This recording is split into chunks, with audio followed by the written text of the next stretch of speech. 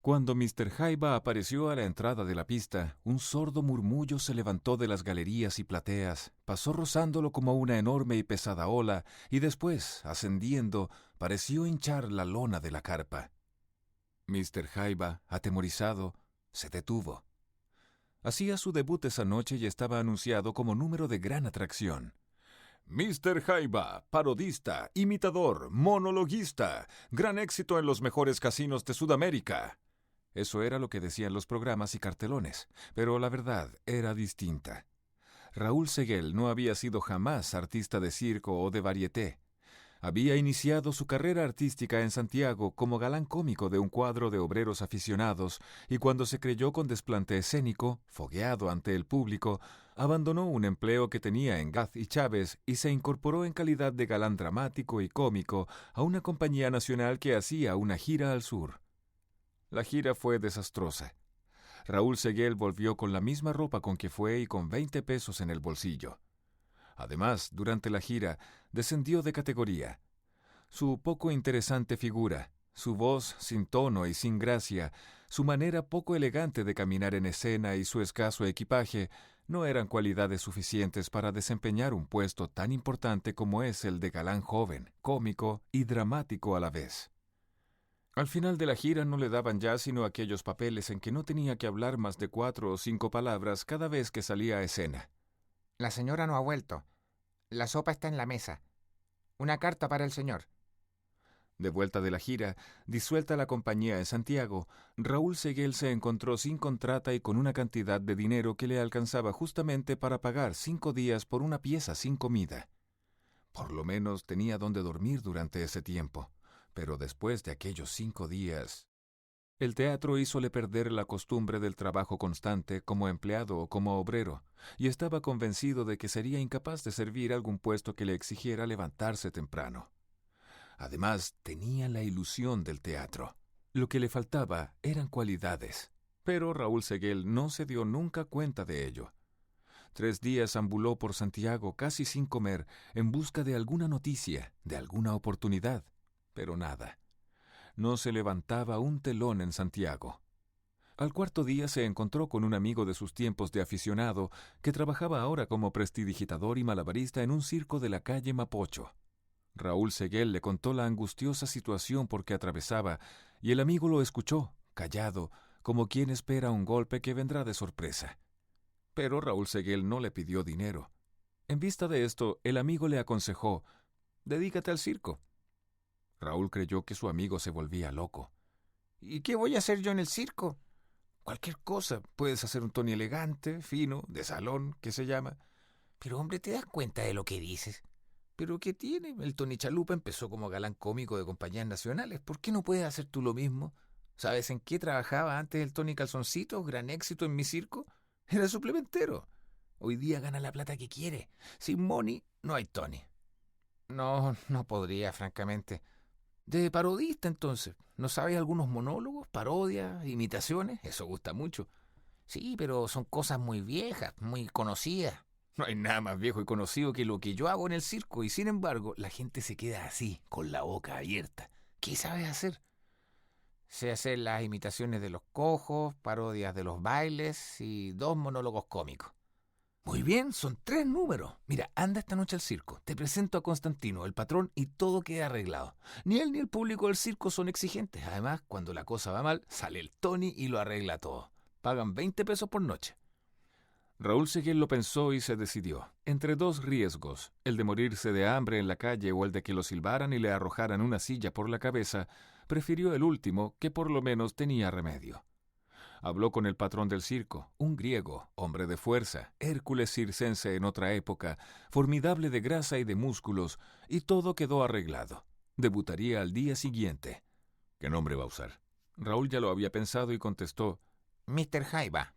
El griego hizo pintar grandes cartelones anunciando el debut del nuevo artista, procedente de los mejores casinos de Sudamérica, Mr. Jaiba. Y allí estaba Mr. Jaiba, en la entrada de la pista, atemorizado, sintiendo en su rostro el aliento del público que llenaba las galerías y las plateas. Tenía la impresión de que sus músculos y sus nervios se le iban a aflojar de repente, abandonándolo, dejándolo caer como un atado de ropa. El circo estaba lleno.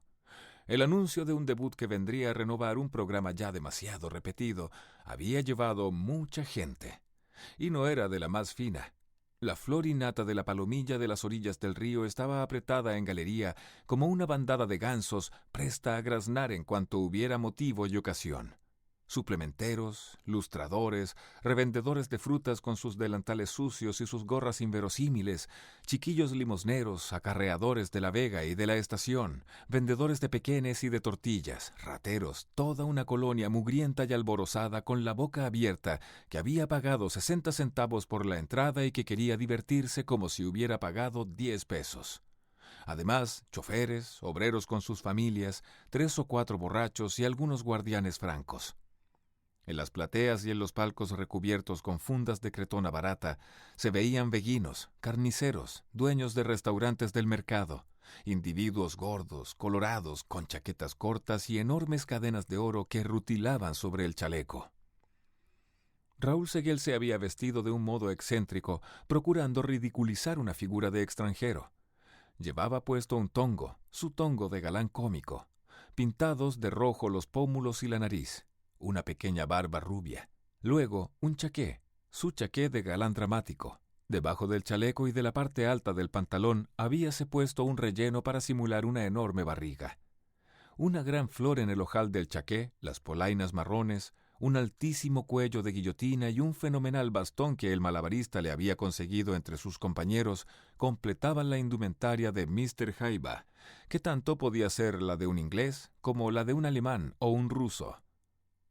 Raúl Seguel no creyó nunca que el circo le produciría una impresión tan fuerte.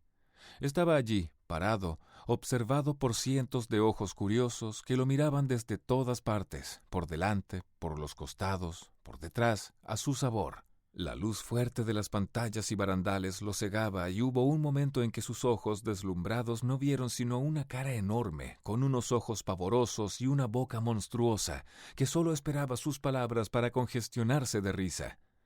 Los artistas que habían ya hecho sus números, parados a la entrada de la pista, vestidos con sus uniformes azules, lo miraban también, un poco extrañados por su silencio. De pronto, la voz de su amigo el malabarista lo sacó de su entorpecimiento. ¡Vamos! ¿Qué haces? ¡El griego te está mirando! El griego. Raúl Seguel lo buscó con la mirada. Allí estaba en el pasadizo de la platea, con su alta estatura, su vientre y su pescuezo formidable, observándolo nerviosamente. ¿Por qué no empezaría a hablar ese imbécil?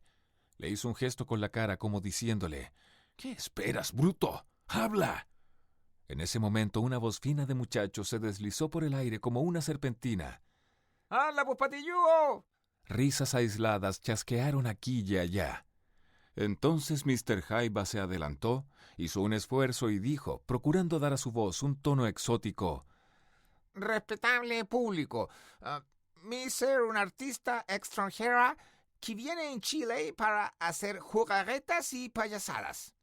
Volvieron a chasquear disparejas algunas risas. Y yo quisiera hacer ante ustedes algunas parodias e imitaciones mucho graciosas. Rió con una risa hueca, desconcertante. Las risas volvieron a brotar displicentes, aisladas unas de otras.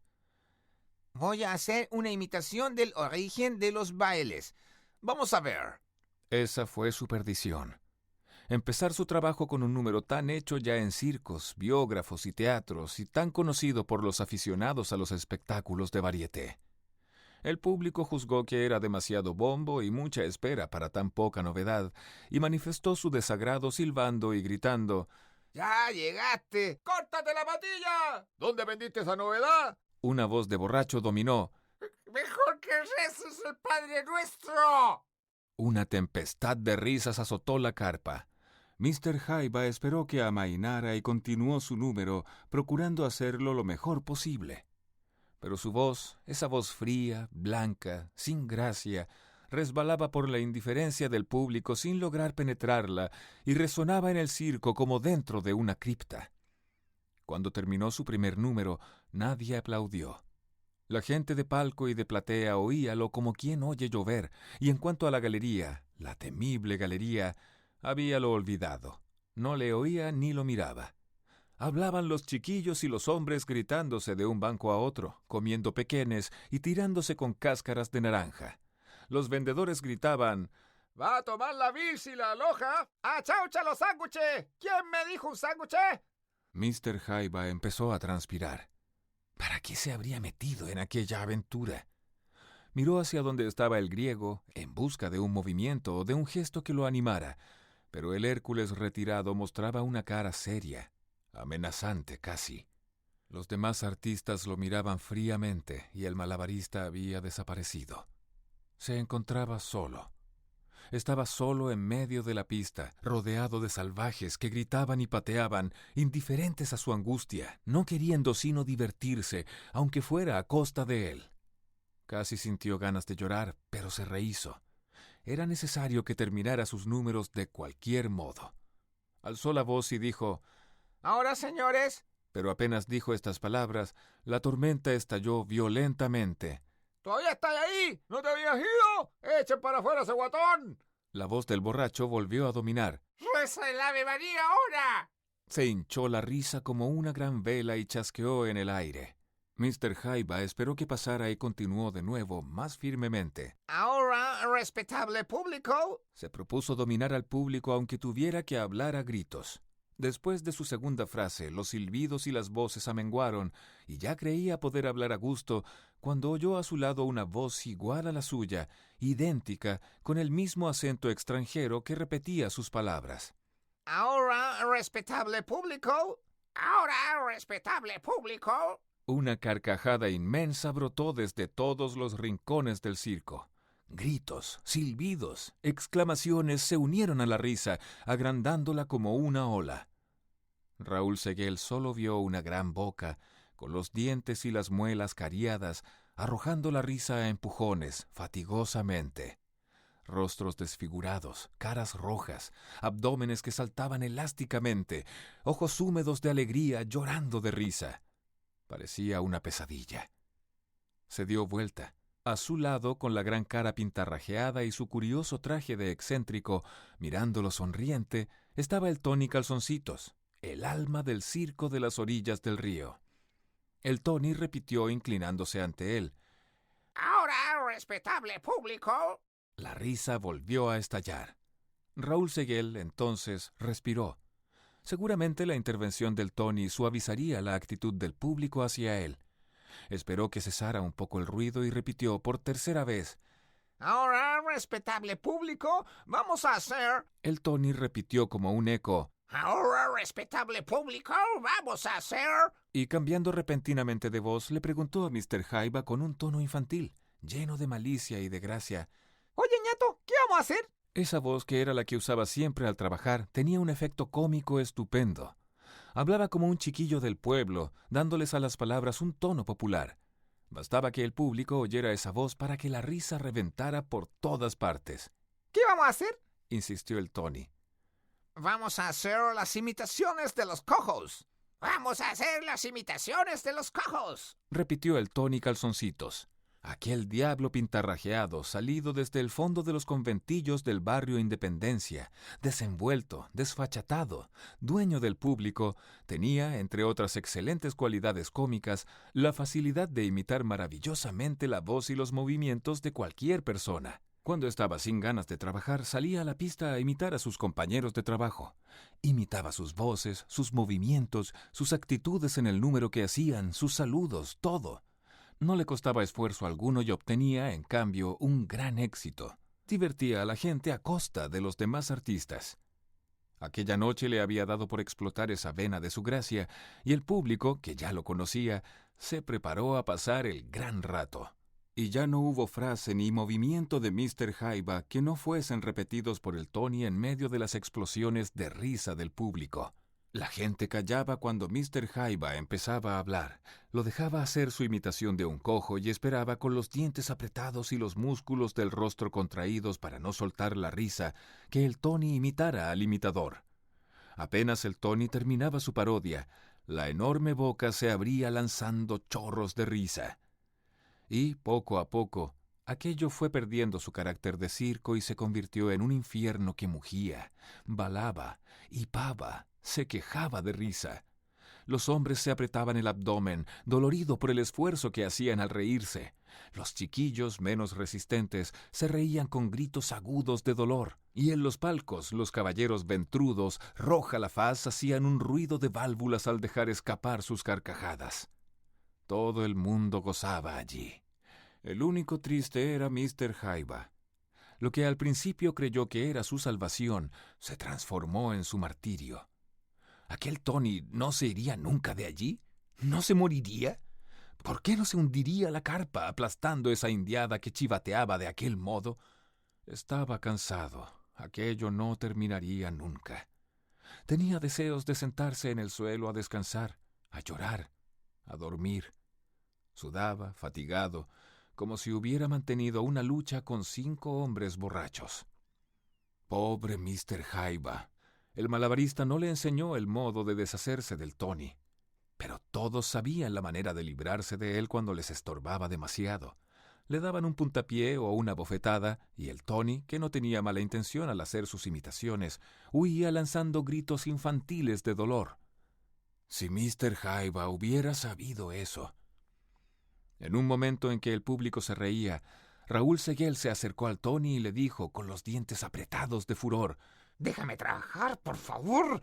Su cansancio y su tristeza se iban convirtiendo en ira.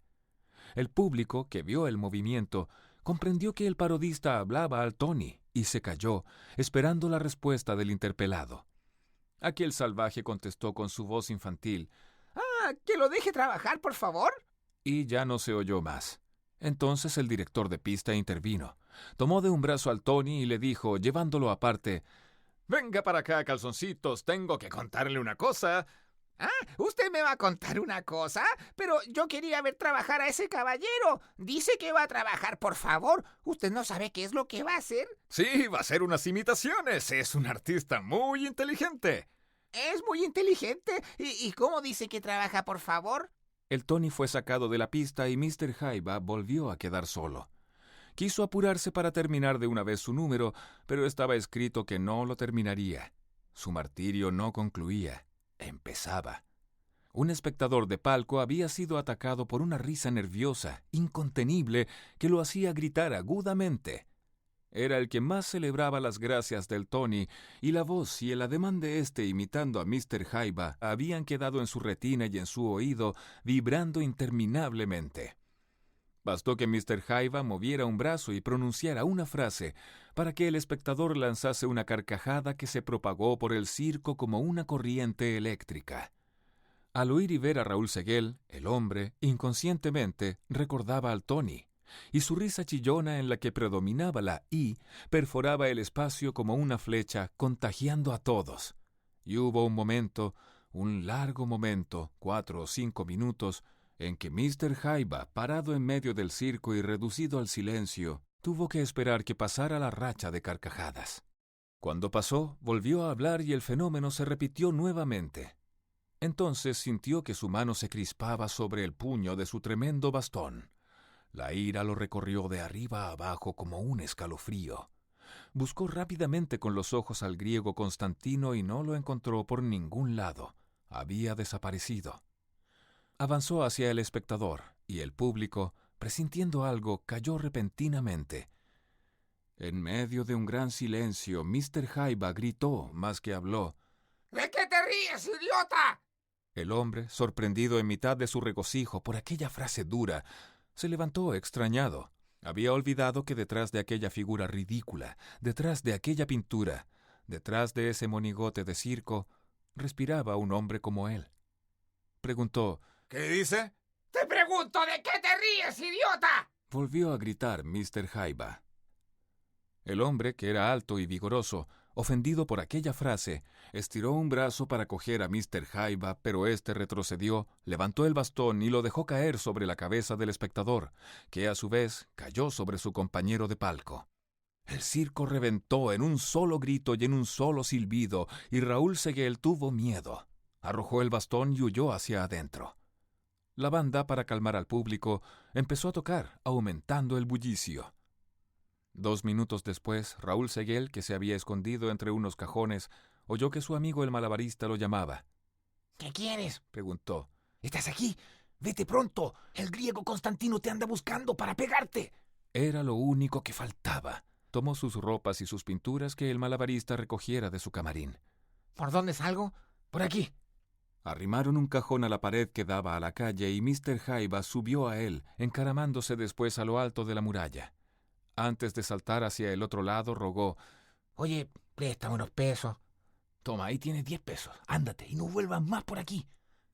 En el momento en que se dejaba caer, oyó que el Hércules griego gritaba. ¿Dónde está Mr. Jaiba? ¡Quiero hablar con él! Así, vestido de mamarracho excéntrico, atravesó corriendo la ancha calle con su atado de ropas y pinturas bajo el brazo hasta llegar a la orilla del río.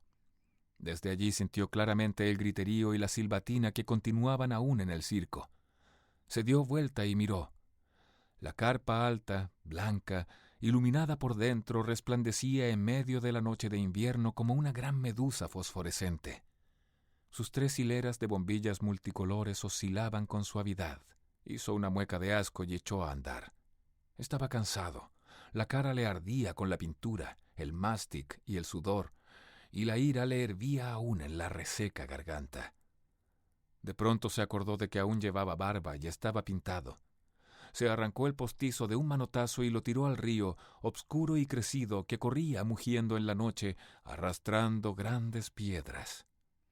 Después arrojó el frasco de mastic, las barras de pintura, el tongo, todos sus modestos útiles de trabajo, inocentes de culpa alguna. Cuando arrojó por sobre la pequeña muralla del río su último útil de teatro, una gran pena lo doblegó. Le pareció que se había desprendido de aquello que para él constituyera durante tanto tiempo su esperanza y su alegría, el teatro. ¿Qué le quedaba ahora? 10 pesos en el bolsillo y la mortificación de un fracaso amargo y obscuro. ¿Qué haría? Estuvo un largo rato pensando, afirmado en la barandilla del río, mirando correr el agua turbia. ¿Qué haré?, se preguntó nuevamente. Y como no hallara qué responderse, y como no tuviera ya nada más que arrojar al río, tomó un tranvía que pasaba y se fue a dormir.